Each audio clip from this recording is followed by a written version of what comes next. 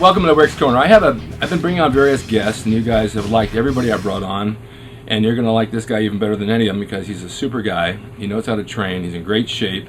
He's a good friend, and he has a lot of knowledge, and I want to share it with you. His name is Chuck Norman, and we've known each other for several years. Yeah, 20 years. Has it been that long? Yes. I'm just as good looking as I was the first day we met, right? Absolutely. Oh, even better. Even better. All right. I remember once I saw you in an audition over on La Brea, but we didn't even know each other, but it was an audition for a commercial. Mm-hmm. And you were doing stunts and acting, both. Yes. Well, let's go way back in the beginning. You played basketball? Yes. I'm back in college in Ohio. Yeah. And then I came out here after college. I didn't get drafted. So I stopped playing basketball altogether and got into bodybuilding. Yeah. But you had some boxing, too. And boxing, yes. What was the deal with the boxing? Boxing, I started for, I actually got into it training for the Tyson movie, the HBO Tyson movie. Oh, really? Yeah. And I played Tony Tucker on that. So you look like Tony Tucker. Well, Tony Tucker's a mother, you know what? No. Minus the wig and all that. Yeah. But so I got into it heavily then, and then I just continued it with throughout the years. Oh, good. And you still spar a little bit? Yes. How come you never took me on? Afraid of me? Again, terrified. All right, so you got into bodybuilding at what age? I was about right after college when I came out here, probably about 23. And you got hooked on it?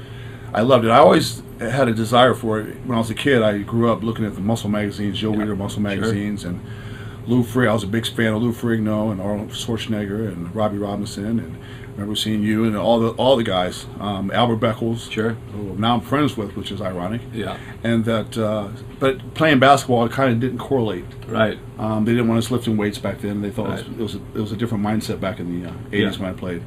And so after that career was done, I came out here, and everything was basically physical fitness and how you looked and what have you. Totally. So I got into that. I went to a small gym over in Reseda called Miller's Gym. Sure, I trained there. And met with some like old school hardcore bodybuilders and some Hell's Angels. Yes, and they're coming in no shirts and curling 90-pound dumbbells. I'm surprised you didn't see there because I trained at Miller's. I used to go like 9:30 in the morning. It was a nice little gym. Yeah, Tim's a good guy. Taught me a lot of stuff. Yeah, about bodybuilding and whatever and working out. And so then I kind of got sidetracked because I started getting into stunts, and then competing in stunts kind of didn't go together because they didn't want me that big. Right. So one of my agents told me I either had to choose between bodybuilding or stunts. Yeah, I know they do that. And they said, "What you want, a trophy or do you want a check?" Exactly. I chose a check. Absolutely. How tall are you? 6'3.5". And you weigh what? Right now, about 288. Okay. And when you started bodybuilding, what'd you weigh? 185 pounds. So you gained a lot of muscle. Yeah. Did it come on easy? No. It took me wow. It took me forever just to get to 200 pounds. Did and it? then once I got to 200, it took me about another year and a half to get to 225. That I thought I was going to max out, but then I got a bodybuilder and I said, okay, let me get to 250. And back in the day, 250 was big in bodybuilding. Sure it is. And then all of a sudden, I grew almost over. I think my highest was 315. I got to 315 pounds. And how'd you gain the weight? Eating, supplements, other stuff. Yeah. Just training really super hard and heavy. Training heavy. Okay. Supplements come into play, and we know there's good supplements and there's under-the-table supplements. Right. The under-the-table supplements are okay to a point, but at a young age, you don't really need them. No, not at all. I totally, when kids ask me or when even young adults ask me about certain things, I totally say no. Do it naturally.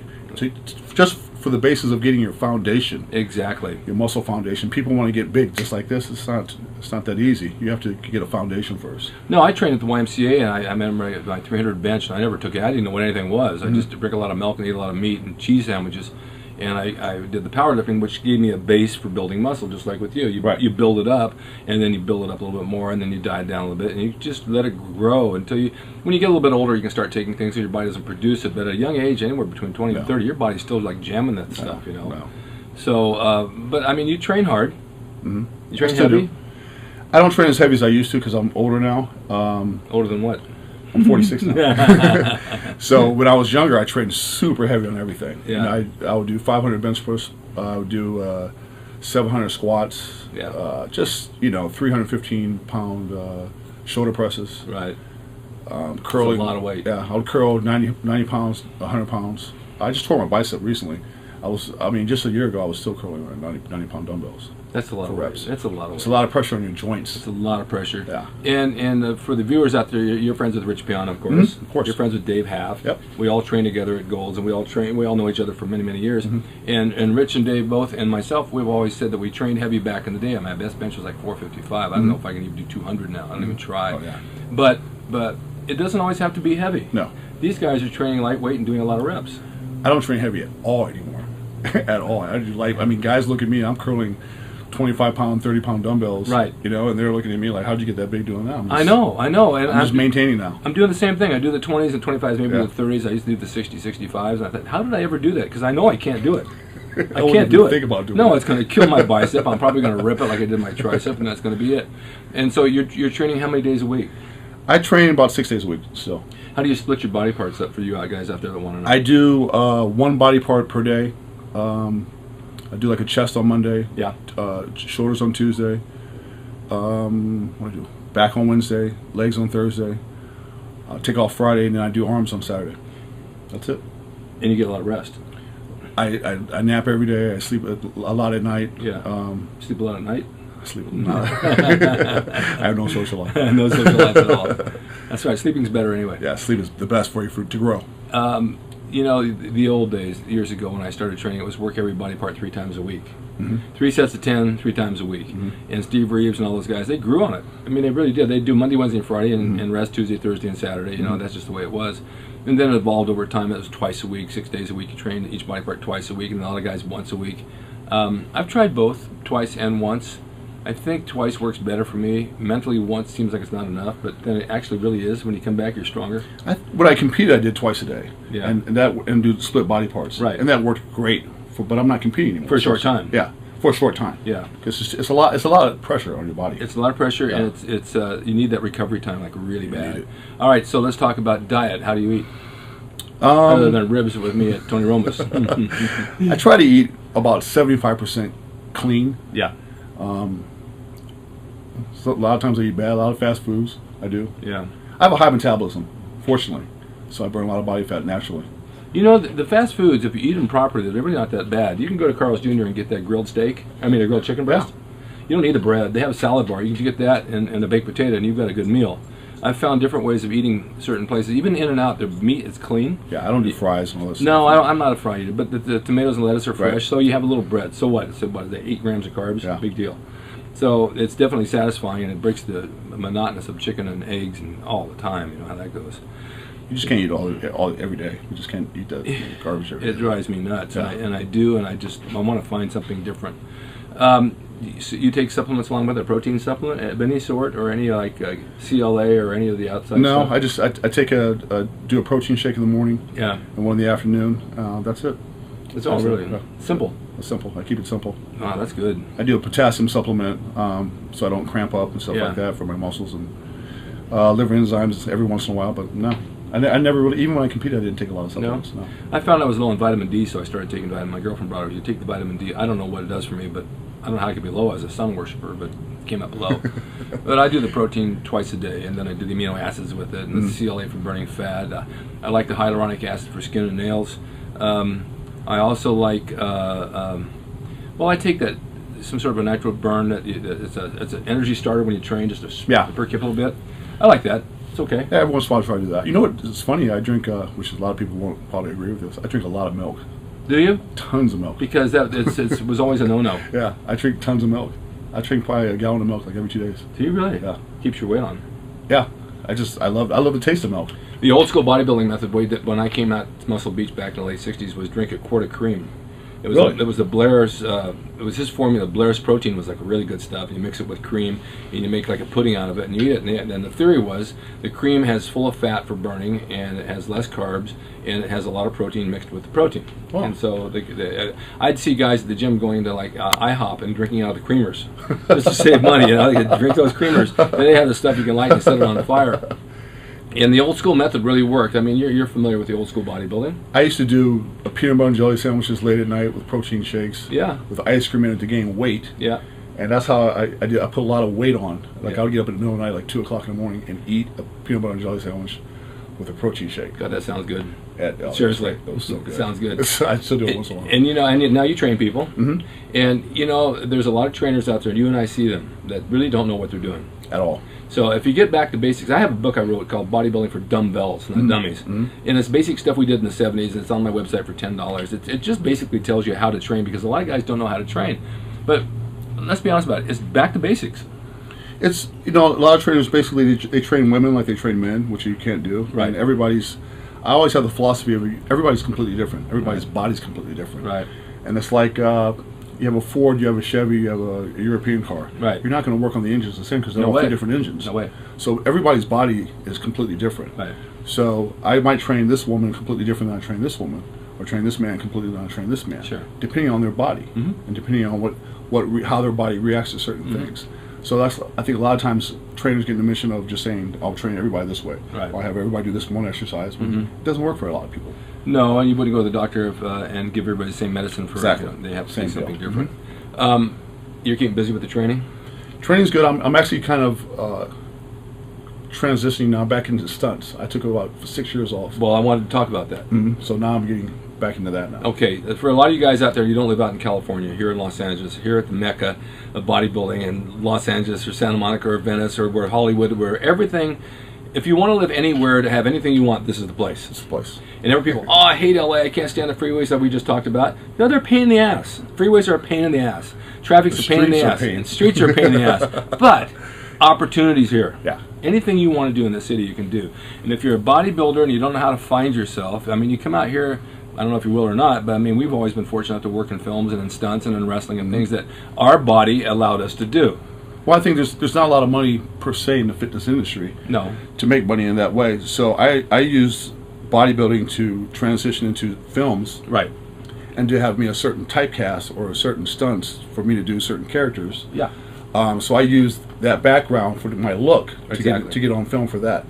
As far as, so I made my career in being the big villain or the guy who get killed all the time, or the tough guy or something like that. It's still a day's work and it's still money. It's still money, but it's better than getting a trophy in a contest. Absolutely. I got some trophies up here somewhere. They're all broken, full of dust. Mine are back in Ohio. I'd rather have the residual checks come in. But it's, if you guys ever want to come out here and get into the film business, it's not that easy. You've got to know somebody. No, not at all. People ask me, how do you get an agent? How do you do? The agent really doesn't do anything. It's who you know. And it's not even who you know, it's who knows you. Yeah, right. It's completely it's luck. It's who you know. Yeah. I was fortunate to have a very good mentor, Steve Buckingham, who passed away. I know Steve Buckingham. And got me into the business, and I met a lot of good people in Stunts Unlimited, Ron Stein, and just a bunch of Billy Lucas, a bunch of great, who was Arnold's stunt double. Right.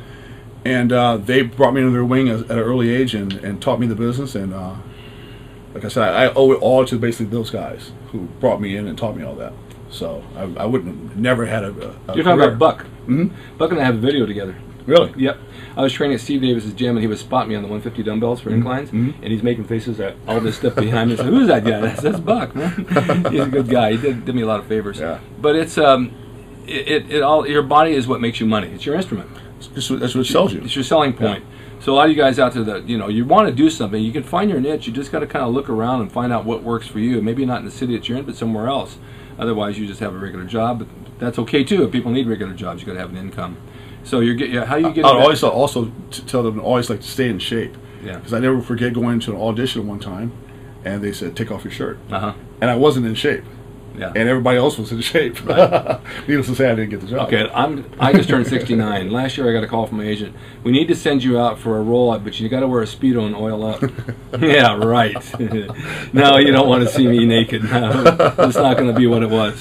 So you do the best you can. So hopefully you'll get some more work. You did a couple of films. You worked with The Rock? Sure. I did Scorpion King. Yep. With him, and then I did the Rundown also. Rundown, that's right. I knew it was a Rundown. Was that in the fight scene? The opening fight scene, yeah. Jeff Chase? Yes. Jeff, a friend of yours, right? Very good friend of mine. He's a character. All those guys are great guys. Yeah, so it's kind of like it's a community that everybody knows each other. We all come to Gold's North Hollywood, which isn't as Gold's Venice, but North Hollywood seems to round up a lot of people in the business. A lot of people. A lot of people come here because we're right near the studios.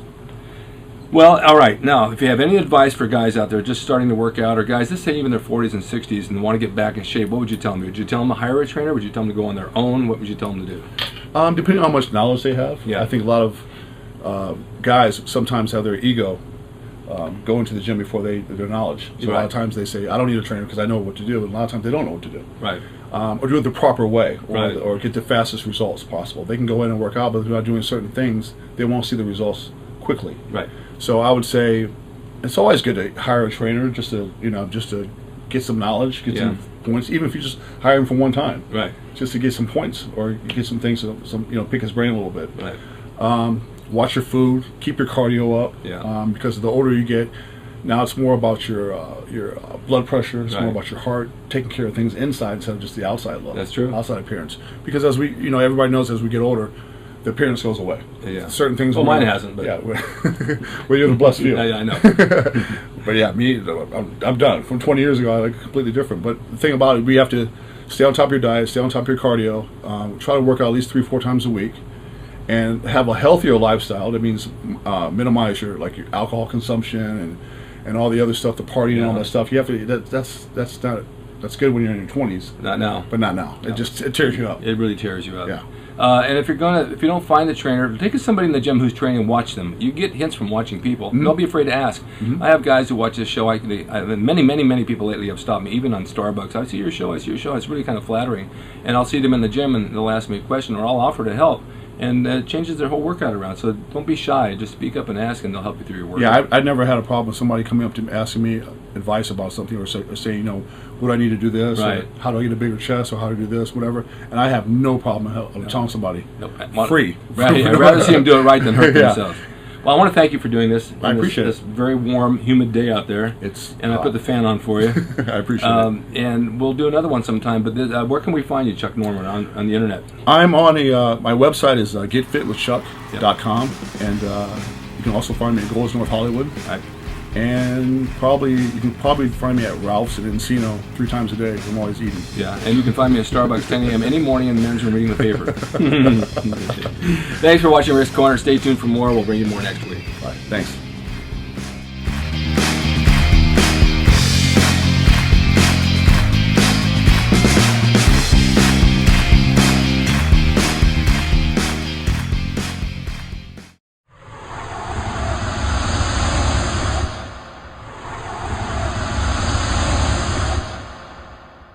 Hi, I'm Rick Drasin. I just want to remind all of you to go to my website and go to my store and go shopping. All you have to do is go to the store and click on the door, and you'll find some of my custom designed t-shirts. You'll find supplements with my name on it, and you'll also find some books that I've written, and I have a new one coming out as well. But I urge you, go to my website, rickdrasin.com, and come into my store and have a look around. I'll be waiting for you. Thank you.